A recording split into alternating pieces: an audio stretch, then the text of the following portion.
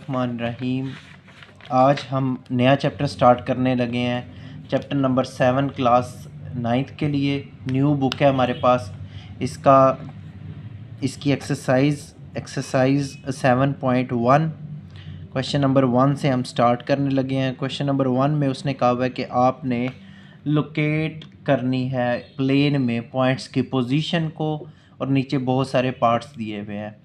Location in a plane of a point, नीचे आपको points दिए हुए हैं, उनकी आपने लोकेशन जो है ना वो बतानी है कि उनकी लोकेशन क्या है। लोकेशन बताने के लिए सबसे पहले यहाँ पे मैं एक छोटा सा ग्राफ ड्रा कर लेता हूँ।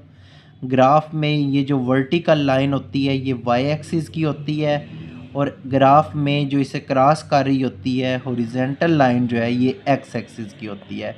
इस साइड पे x पॉजिटिव होता है तो इस साइड पे x नेगेटिव होता है। इसी तरह इस साइड पे y पॉजिटिव होता है तो इस साइड पे y जो है वो नेगेटिव होता है। पॉजिटिव का मतलब होता है कि ये x और y जो है वो 0 से बड़े हैं, और नेगेटिव का मतलब होता है कि x और y जो है वो 0 से छोटे हैं, क्योंकि नेगेटिव नंबर 0 से छोटे की तरफ चलते हैं और पॉजिटिव नंबर 0 से बड़े की तरफ चलते हैं। अब जहाँ पे x भी पॉजिटिव हो, ये पहला जहाँ पे x भी पॉजिटिव है मतलब x भी 0 से बड़ा है, और यहाँ पे y भी पॉजिटिव है मतलब y भी 0 से बड़ा है, तो उस क्वाड्रेंट को हम कहते हैं फर्स्ट क्वाड्रेंट।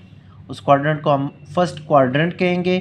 इस प्लेन की तरफ आए तो यहाँ पे x जो है वो नेगेटिव है, इस खाने में x जो है वो नेगेटिव है और y जो है वो पॉजिटिव है। x 0 से छोटा है और y 0 से बड़ा है, तो ये क्वाड्रेंट नंबर इसे हम कहेंगे 2। इसमें चलेंगे तो ये दोनों चीज़ें ही नेगेटिव में है, x भी 0 से छोटा है और y भी 0 से छोटा है, और इस क्वाड्रेंट का नाम है क्वाड्रेंट नंबर 3। और क्वाड्रेंट नंबर 4 में x जो है वो तो 0 से बड़ा है लेकिन y जो है वो 0 से छोटा है, तो इस क्वाड्रेंट को हम कहेंगे क्वाड्रेंट नंबर 4। एक ग्राफ के प्लेन में 4 क्वाड्रेंट होते हैं, क्वाड्रेंट 1 2 3 4। क्वाड्रेंट 1 में x और y दोनों पॉजिटिव होते हैं, क्वाड्रेंट 2 में x नेगेटिव और y पॉजिटिव होता है, क्वाड्रेंट 3 में x और y दोनों नेगेटिव होते हैं, और क्वाड्रेंट 4 में x पॉजिटिव और y नेगेटिव होता है। अब हमारे पास इसके नीचे बहुत सारे पार्ट्स दिए हुए हैं, इसमें से पहला पार्ट ही हम करेंगे। पहले पार्ट में लिखा हुआ है x ग्रेटर देन 0, x 0 से बड़ा है, तो ये कौन सा क्वाड्रेंट होगा जहाँ पे x 0 से बड़ा है। आप पहला क्वाड्रेंट देखो उसमें भी x 0 से बड़ा है, आप ये चौथा क्वाड्रेंट देखो इसमें भी x 0 से बड़ा है, तो इसका आप सिंपली ये आंसर लिख सकते हो, right side of y line, या y एक्सिस आप लिख सकते हो इसकी जगह पे। y एक्सिस की जो लाइन है उसके राइट साइड वाला जितना भी रीजन है ना वो उसमें x जो है वो 0 से बड़ा होगा, या आप सिंपल लिख सकते हो इन quadrant number 1 and in quadrant number 4 x is greater than 0। दोनों तरह आपका जवाब ठीक हो जाएगा। उसके बाद ये MCQs के लिए ज़्यादा सवाल आते हैं तो आपने इन्हें याद भी जो है वो MCQs के लिहाज से ही करना है। नेक्स्ट हमारे पास इसका जो है ना सेकंड पार्ट है, उसमें लिखा हुआ है x greater than 0 and y greater than 0। x भी 0 से बड़ा है और y भी 0 से बड़ा है, तो हमारे पास ये दोनों कंडीशंस कब पूरी होती हैं, x भी 0 से बड़ा होना चाहिए और y भी 0 से बड़ा होना चाहिए। तो ये हमारे पास क्वाड्रेंट नंबर 1 सिर्फ ऐसा क्वाड्रेंट होता है जिसमें x और y दोनों 0 से बड़े होते हैं मतलब पॉजिटिव होते हैं, तो हम इसका आंसर यहाँ पे लिख लेंगे इन quadrant number 1 x is greater than 0 and y is greater than 0। Next हमारे पास एक और हम जो है ना वो इसका पार्ट ले लेते हैं। जैसे ये पार्ट है x और y जो है वो 0 के बराबर हैं, पार्ट नंबर जो है हमारे पास 6 है कि y भी 0 है और x भी 0 है। ग्राफ में एक चीज़ जो मैंने आपको ऊपर पहले नहीं बताई, ये जो सेंटर वाला पॉइंट होता है जहाँ पे दोनों लाइनें जो है वो मैच कर रही होती हैं उसे ओरिजिन कहते हैं, और यहाँ पे दोनों की वैल्यूज़ जो है वो 0 0 होती हैं। x भी यहाँ पे 0 होता है और y भी यहाँ पे 0 होता है, तो यहाँ पे हमें सवाल भी यही दिया हुआ है कि वो कौन सी जगह है जहाँ पे x भी 0 होता है और y भी 0 होता है, तो हम यहाँ पे लिख देंगे ओरिजिन। कि ये ओरिजिन होता है जहाँ पे x भी ज़ीरो होता है और y भी ज़ीरो होता है। नेक्स्ट इसका एक लास्ट पार्ट हम और कर लेते हैं जिसमें उसने लिखा हुआ है कि x और y जो है वो आपस में बराबर हैं। सातवां पार्ट है ये, x बराबर है y के। ये उसने लिखा हुआ है कि x की वैल्यू और y की वैल्यू जो है वो आपस में बिल्कुल बराबर है। अब इसमें देखें x और y की वैल्यू आपस में बराबर है, इसका मतलब है कि x और y जो है वो ज़ीरो से बड़े हैं क्वाड्रेंट 1 में, और x और y जो है वो ज़ीरो से छोटे हैं दोनों क्वाड्रेंट 3 में। तो क्वाड्रेंट 1 में भी x और y की वैल्यू सेम है और क्वाड्रेंट 3 में भी x और y की वैल्यू सेम है। क्वाड्रेंट 1 में दोनों पॉजिटिव है और क्वाड्रेंट 3 में दोनों नेगेटिव है। इसका मतलब है कि ये हमारे पास x और y की आपस में वैल्यूज़ बराबर कब आएंगी, इन क्वाड्रेंट 1 एंड इन क्वाड्रेंट 3। इन दो क्वाड्रेंट में हमारे पास x और y की वैल्यू जो है वो बिल्कुल बराबर आ जाएंगी। बाकी इसके पार्ट्स जो हैं वो आप खुद ट्राई कर लीजिएगा, बहुत इजी हैं। MCQs के लिए ये क्वेश्चन ज़्यादातर इम्पोर्टेंट है। नेक्स्ट हम चलते हैं क्वेश्चन नंबर 2 की तरफ। क्वेश्चन नंबर 2 में उसने कहा हुआ है कि find the distance between the points. Distance आपने फाइंड करना है और डिस्टेंस का हमारे पास फार्मूला होता है y is equal to square root of x2 minus x1 उसका whole square plus y2 minus y1 और इसका होल स्क्वायर। ये हमारे पास दो पॉइंट के दरमियान डिस्टेंस का फार्मूला है। यहाँ पे मैं लिख भी लेता हूँ फार्मूला। आपने ये फार्मूला याद करना है। फार्मूला अगर आपको याद होगा तो आपकी जो वैल्यूज़ है ना वो आसानी से निकल आएंगी। जैसे हम इसमें से चार पार्ट में से तीसरा पार्ट जो है वो चूज़ कर रहे हैं। तीसरे पार्ट में वो कह रहा है कि आपके पास एक L है जिसकी वैल्यू 0 और 3 है, और एक आपके पास M पॉइंट है जिसकी वैल्यू -2 और -4 है। पहली वैल्यू x1, दूसरी वैल्यू y1। इस पॉइंट की पहली वैल्यू x2, दूसरी वैल्यू y2। आपने ऐसे ही x1 और y1 और x2 और y2 की वैल्यू हर पॉइंट में लगा लेनी है। अब इसका डिस्टेंस फाइंड करना है, तो डिस्टेंस का फार्मूला हमने पहले ही लिख लिया था। डिस्टेंस होता है, यहाँ पे भी आप दोबारा फार्मूला लिखोगे, x2 माइनस x1 उसका whole square plus y2 minus y1 और उसका होल स्क्वायर। ये हमारे पास फार्मूला है।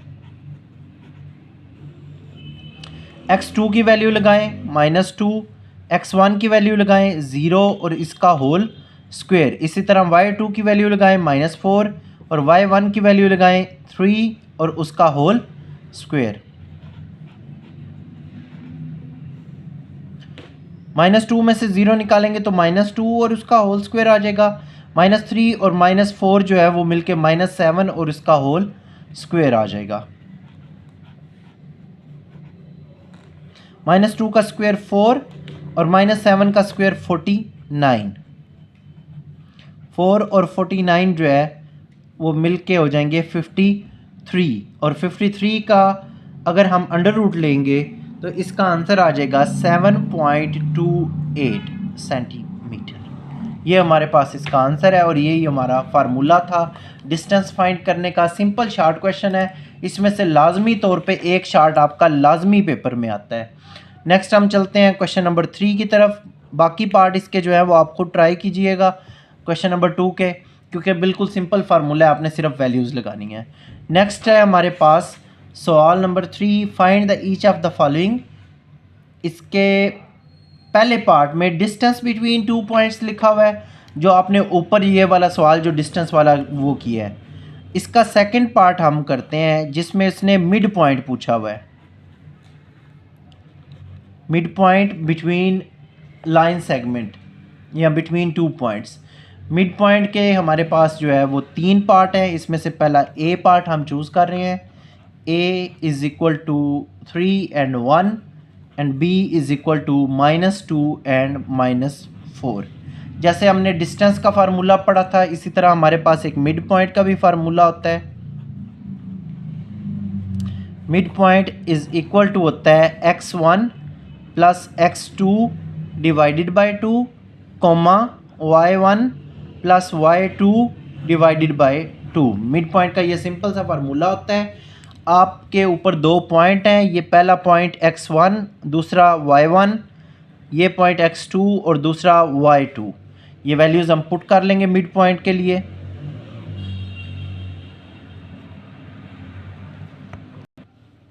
यहाँ पे वैल्यूज़ पुट करें। x1 की जगह हम वैल्यू पुट करेंगे 3, x2 की जगह हम वैल्यू पुट करेंगे -2 डिवाइडेड बाय 2 कॉमा y1 की जगह हम वैल्यू पुट करेंगे 1 और y2 की जगह हम वैल्यू पुट करेंगे -4 divided by 2। Mid point is equal to 3 plus minus -2 divided by 2 comma plus minus -4 divided by 2। Simple इसे कर लें। मिड पॉइंट 3 में से 2 निकालेंगे तो 1 आ जाएगा और 1 में से 4 निकालेंगे तो -3 डिवाइडेड बाय 2 आ जाएगा। और ये इसके दो मिड पॉइंट्स हैं जो हमने फाइंड करने थे। इसका एक थर्ड पार्ट जो बहुत इंपॉर्टेंट है, हम थर्ड पार्ट इसका करते हैं। अब थर्ड पार्ट है हमारे पास, a की वैल्यू है -√5 कॉमा -1/3। इसी तरह b की वैल्यू है -3√5 कॉमा 5। ये हमारे पास दो पॉइंट्स हैं, इनका हमने मिड पॉइंट फाइंड करना है। मिड पॉइंट का formula x1 plus x2 divided by 2 comma y1 plus y2 divided by 2। पहली वैल्यू x1 दूसरी वैल्यू y1, पहली वैल्यू x2 दूसरी वैल्यू y2। हम वैल्यू पुट कर ले। Mid point is equal to x1 की जगह x1 की वैल्यू पुट करें, x2 की जगह x2 की वैल्यू पुट करें डिवाइडेड बाय 2। y1 की जगह y1 की वैल्यू पुट करें, y2 की जगह y2 की वैल्यू पुट करें divided by 2। -√5 plus minus -3√5 divided by 2 comma इस 1 और 3 में से 3 एलसीएम आ जाएगा, इसका कोई डिनोमिनेटर नहीं, इस वजह से इसका बटा 1 है। 1 और 3 का एलसीएम 3 आ जाएगा। ऊपर 1 के ऊपर -1 है वो एज इट इज़ ऊपर, प्लस 3 इस 5 से मल्टीप्लाई होके 15 हो जाएगा। या जिस भी तरीके से आपको एलसीएम आसान लगता है, हमने इन दोनों वैल्यूज़ का एलसीएम ले लिया सिंपल। -5 और -3 देखिए √5 दोनों में मौजूद है, इसके साथ कोई वैल्यू नहीं, इसका मतलब है इसके साथ 1 वैल्यू है। 1 और -3 मिलके -4 और एक दफ़ा √5 आ जाएगा। -1 और -3 -4 हो जाएगा और एक दफ़ा √5 आ जाएगा हमारे पास। कॉमा 15 में से 1 निकालेंगे तो 14 डिवाइडेड बाय 3 और नीचे होल डिवाइडेड बाय 2। 15 में से 1 माइनस करेंगे 14 डिवाइडेड बाय 3। अब -4√5 डिवाइडेड बाय 2 कॉमा ये डिनोमिनेटर नीचे आके मल्टीप्लाई हो जाएगा, तो ये 14 मल्टीप्लाई बाय 6 हो जाएगा। ये 3 इस 2 से नीचे आके मल्टीप्लाई होके इसे क्या कर देगा, 6 कर देगा। नेक्स्ट 2 1 ज़ा 2, 2 2 ज़ा 4, 2 3 ज़ा 6, 2 7 ज़ा 14। ऊपर नीचे ये कट हो जाते हैं तो कट कर लें। इसका आंसर -2√5 आ जाएगा। नीचे 1 है जो लगाने की ज़रूरत नहीं है और इसका आंसर 7 डिवाइडेड बाय 3 आ जाएगा। और ये हमारे दो मिड पॉइंट्स हैं इसके। नेक्स्ट हम चलते हैं क्वेश्चन नंबर 4 की तरफ। क्वेश्चन नंबर 4, क्वेश्चन नंबर 4 है which of the following are at a distance of 15 units from the origin. नीचे दिए हुए में से 3 पार्ट्स उसने दिए हुए हैं, उसमें से आपने बताना है कि किसका डिस्टेंस जो है वो 15 यूनिट्स आता है। नीचे तीनों पार्ट्स को आपने डिस्टेंस वाला फार्मूला लगा के सॉल्व करना है और बताना है कि किसका आंसर जो है वो 15 आ जाता है। नंबर 1 पार्ट हम इसका कर रहे हैं। नंबर 1 पार्ट में हमारे पास √1 76,7 ये हमारे पास एक वैल्यू दी हुई है और उसने कहा हुआ है कि फ्रॉम द ओरिजिन मतलब ओरिजिन से दूरी पर ये मौजूद है पॉइंट। एक पॉइंट हमारे पास ये हो गया, फॉर एग्जांपल हम लेट करके इसे ए लिख लेते हैं। और दूसरा पॉइंट उसने दिया हुआ कोई नहीं है, बस उसने लफ्ज़ ओरिजिन बताया है। ओरिजिन का मतलब होता है 0 और 0। हमने पीछे पहले क्वेश्चन में भी पढ़ा था, ओरिजिन का मतलब है 0 0। इसका मतलब ये पॉइंट x1, ये y1, ये x2 और ये y2। अब डिस्टेंस का फार्मूला फाइंड लगा लें इस पर। डिस्टेंस का फार्मूला वही जो हमने क्वेश्चन नंबर 2 में किया था, x2 माइनस x1 इसका whole square plus y2 minus y1 और इसका होल स्क्वायर। वैल्यूज़ पुट कर लें। x2 की जगह 0 और x1 की जगह अंडर रूट 176 इसका होल स्क्वायर प्लस y2 की जगह 0 और 7 का whole square.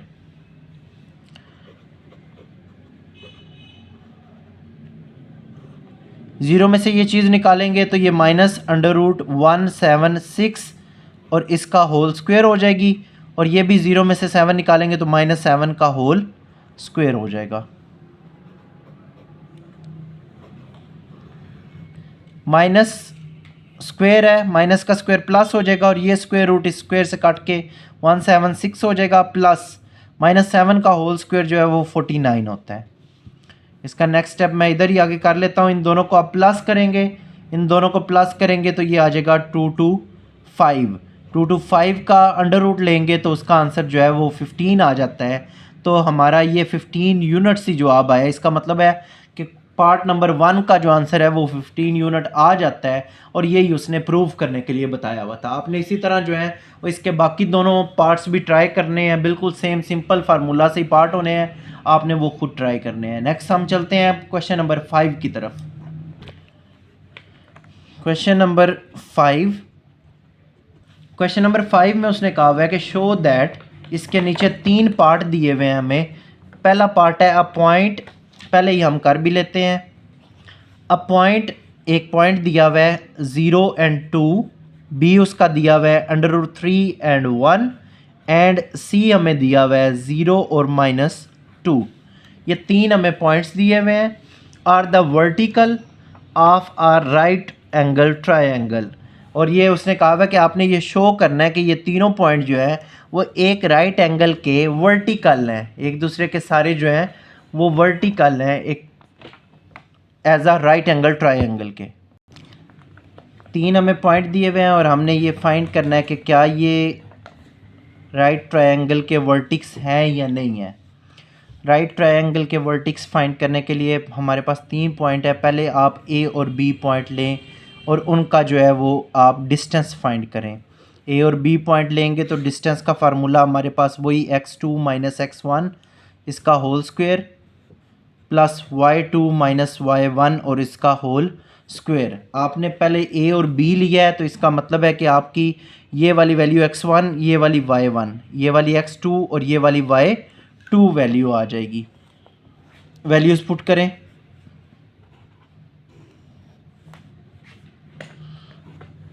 Under root 3 minus 0 उसका होल स्क्वायर और 1 माइनस 2 उसका whole square. Under root 3 plus 0 का अंडर रूट 3 आ जाएगा उसका होल स्क्वायर, और 1 में से -2 निकालेंगे तो -1 और उसका होल स्क्वायर। आगे जो है वो हम इसे करते हैं। ये स्क्वायर रूट से कट जाएगा तो 3 + 1 -1 का स्क्वायर जो है वो +1 हो जाएगा। इसका आंसर आ जाएगा अंडर रूट 4 और जो बराबर होता है 2 के। हमारे पास एक जो है वो वैल्यू आ गई है 2। उसके बाद हम ए बी के बाद बी और सी पॉइंट्स लेके उनका जो है डिस्टेंस फाइंड करते हैं। हमारे पास जो है वो पॉइंट बी जो है वो है अंडर रूट 3 और 1 और पॉइंट सी जो है वो 0 और -2। मैंने दोबारा यहाँ पे लिख लिया है क्योंकि अब इन दोनों का डिस्टेंस लेना है तो ये पॉइंट x1 और ये पॉइंट y1, ये पॉइंट x2 और ये पॉइंट y2 होगा। बी सी फार्मूला वही सेम।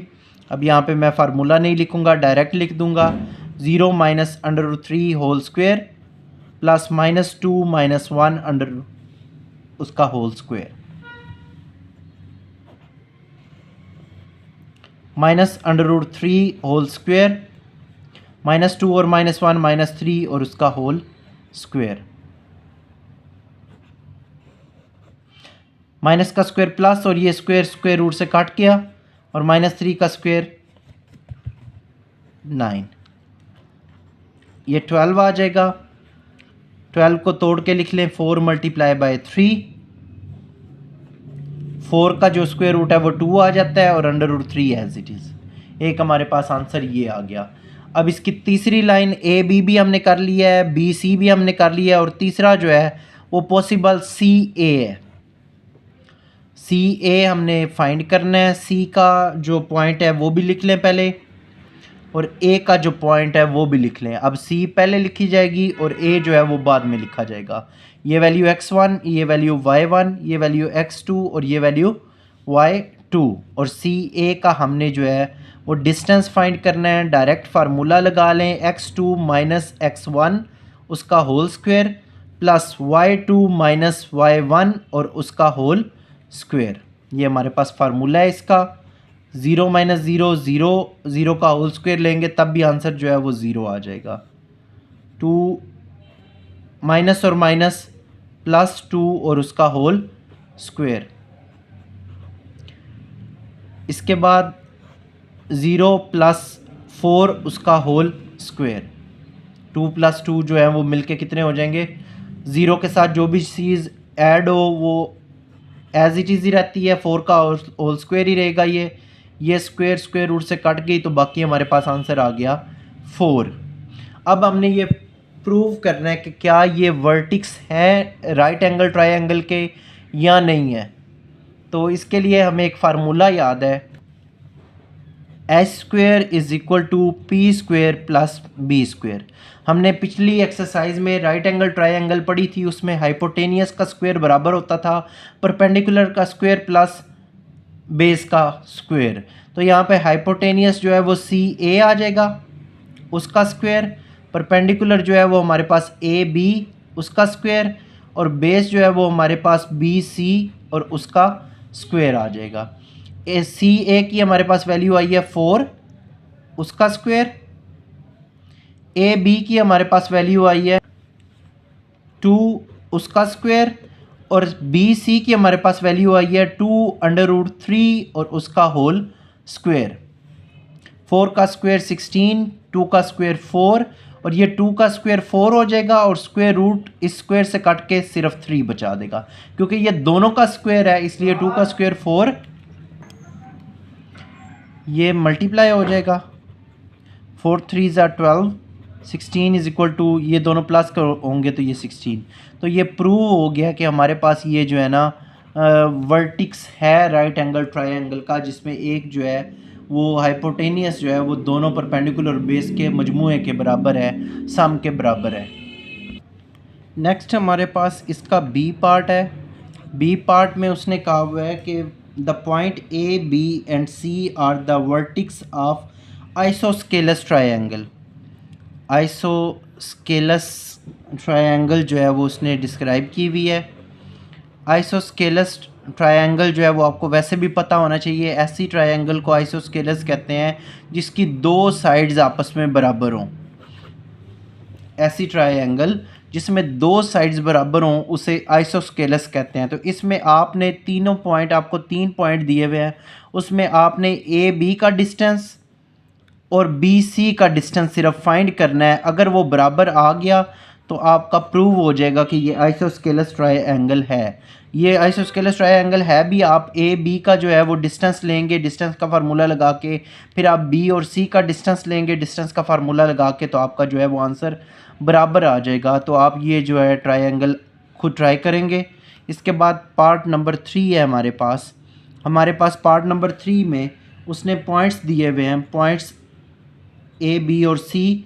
ए जो है वो हमारे पास है 5 और 2, बी हमारे पास है -2 और 3, सी हमारे पास है -3 और -4 एंड डी हमारे पास है 4 और 5। ये 4 पॉइंट हमें दिए हुए हैं और कहा हुआ है कि are the vertex of parallelogram, क्या ये पैरेललोग्राम के बराबर है या नहीं है। सबसे पहले तो आप पैरेललोग्राम की डायग्राम एक दफ़ा देखें। पैरेललोग्राम जो है वो रेक्टेंगल ही होता है, लेकिन थोड़ी सी इसकी डायग्राम जो है वो तिरछी होती है, जिसे हम पैरेललोग्राम कहते हैं। पैरेललोग्राम में फॉर एग्जांपल ये पॉइंट ए है, ये पॉइंट बी है, ये पॉइंट सी है और ये पॉइंट डी है। पैरेललोग्राम में दो चीज़ें आपस में बराबर होती हैं, ए बी और सी डी आपस में बराबर होंगे, या फिर ए डी और सी बी आपस में बराबर होंगे। इनमें से कोई दो चीज़ें अगर आपकी बराबर आ गई तो आप कहोगे कि ये हमारे पास जो है वो पैरेललोग्राम है। Angle of side of area of A B बराबर होगा एरिया ऑफ सी डी के, या एरिया ऑफ ए डी जो है वो बराबर होगा एरिया ऑफ बी सी के। ये दो चीज़ें जो है ना वो आपकी बराबर होनी चाहिए, या ए डी और बी सी आपस में बराबर हों, या ए बी और सी डी आपस में बराबर हों, तो वो जो शेप होती है वो पैरेललोग्राम होती है। इसमें हम जो है वो पहले कोई प्रूव कर लेते हैं, हमें हमारे एक से भी ये प्रूव हो जाएगा। हम सबसे पहले ए बी का जो है वो एरिया डिस्टेंस फाइंड करते हैं। ए बी का डिस्टेंस फाइंड करने के लिए हमें ए पॉइंट लिखना पड़ेगा। ए पॉइंट है 5 और 2 और बी पॉइंट हमारे पास है -2 एंड 3। ये x1, ये y1, ये x2 और ये y2। हम यहाँ पे डिस्टेंस का फार्मूला लगाते हैं। डिस्टेंस का फार्मूला होता है हमारे पास x2 माइनस x1 उसका whole square plus y2 minus y1 और उसका होल स्क्वायर। अब वैल्यूज़ पुट कर लें। ये वैल्यूज़ लगा ली हैं मैंने। A B is equal to -2 और -5 -7 उसका होल स्क्वायर, और 3 में से 2 माइनस करेंगे तो 1 आ जाएगा। 7 का स्क्वायर जो है वो 49 होता है और 1 का स्क्वायर जो है वो 1 नहीं होता है। तो हमारे पास इसकी वैल्यू जो है वो √50 आ गई है। उसके बाद ए बी के बाद हमने जो दूसरी चीज़ फाइंड करनी थी वो सी डी है। सी डी का हमने फाइंड करना है। इसके लिए जो है वो सी की वैल्यू जो है वो हम लिखेंगे। हमारे पास सी की वैल्यू है -3 और -4, और डी की वैल्यू है हमारे पास 4 और -5। ये हमारे पास सी और डी की वैल्यूज़ हैं। ये वैल्यू x1, ये वैल्यू y1, ये वैल्यू x2 और ये वैल्यू y2 करके आ जाएगी। आपने सी और डी का जो है वो डिस्टेंस फाइंड करना है। फार्मूला वही है हमारे पास x2 माइनस x1 उसका whole square plus y2 minus y1 उसका होल स्क्वायर।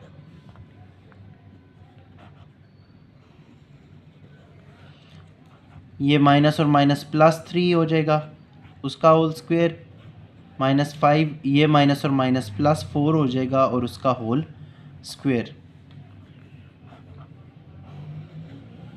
4 और 3 जो है वो 7 और उसका होल स्क्वायर हो जाएगा, और ये 5 में से 4 निकालेंगे तो -1 और उसका होल स्क्वायर हो जाएगा। 7 का स्क्वायर 49 और -1 का स्क्वायर +1 होता है। 49 और +1 जो है वो मिलके 50 हो जाते हैं। तो हमें प्रूव हो गया है। ऊपर वाले का आंसर भी जो है वो 50 आया था। तो यहाँ पे लिख लेंगे CAB जो है उसका डिस्टेंस और CD जो है उसका डिस्टेंस दोनों बराबर हैं, और ये किसके बराबर हैं, ये 50 के बराबर हैं। तो ये हमें प्रूव हो गया कि ये पैरेललोग्राम है। इसी तरह आप जो है वो इसकी विथ वाली जो साइडें हैं वो भी दोनों, जैसे हमारे पास एक विथ वाली साइड है BC और एक विथ वाली साइड है AD। ये दोनों साइडें भी आपने प्रूव करनी है कि क्या ये बराबर है। हमारा दूसरा एरो जो दो मैंने स्टेटमेंट लिखी थी उसमें दूसरी स्टेटमेंट ये है, ये स्टेटमेंट तो हमें पता चल गई है कि ये दोनों आपस में बराबर हैं और 50 के मतलब हमारी ऊपर वाली और नीचे वाली पैरेललोग्राम की लेंथ बराबर आ गई है। अब हमने साइड वाली दोनों लेंथ्स देखनी है BC और AD। तो यहाँ पे दोनों की मैं इकट्ठी करना स्टार्ट कर देता हूँ। BC जो है वो हमने फाइंड करना है। हमारे पास पॉइंट जो B है, पॉइंट B हमारे पास है -2 और 3 है और पॉइंट D हमारे पास जो है हमारे पास पॉइंट जो है वो -3 और -4 है। इसी तरह यहाँ पे लाइन लगा के मैं ये भी कर देता हूँ। AD भी हमने फाइंड करना है। A का हमारे पास पॉइंट जो है वो है 5 और 2 और D का हमारे पास पॉइंट जो है वो 4 और -5 है।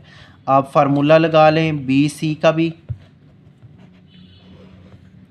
y2 x2 minus x1 plus y2 minus y1। यहाँ पे माइनस था इसलिए ये माइनस और माइनस मिलके मैंने डायरेक्ट प्लस लगा लिया है। 3 में से 2 गया तो -1 का होल स्क्वायर, ये दोनों जो है वो -7 का होल स्क्वायर बन जाएगा। वही 1 का स्क्वायर और 49 आ जाएगा। 1 का स्क्वायर 1 ही होता है और -7 का स्क्वायर जो है 49 आ जाएगा। ये भी हमारे पास 49 और 150 बन जाएगा। इसका AD लें, same formula x2 minus x1 whole square plus y2 minus y1 और उसका होल स्क्वायर। 4 में से 5 गया तो -1 का होल स्क्वायर, -7 और -5 और -2 -7 और उसका होल स्क्वायर। 1 का स्क्वायर 1 और 7 का स्क्वायर 49 और इसके ऊपर अंडर रूट और ये हमारे पास अगेन 50 आ गया। यही हमने प्रूव करना था। दोनों साइडें ये भी बराबर आ गई हैं तो यहाँ पे मैं लिख लूँगा BC जो है वो भी बराबर आ गई है AD के और ये भी बराबर है 50 के। अब चारों के आंसर बराबर हैं, ऊपर वाली दोनों के और साइडों वाली दोनों के। तो यही हमारी पैरेललोग्राम है और यही इसका आंसर है। इससे हमें प्रूव हो गया कि ये हमारी पैरेललोग्राम है।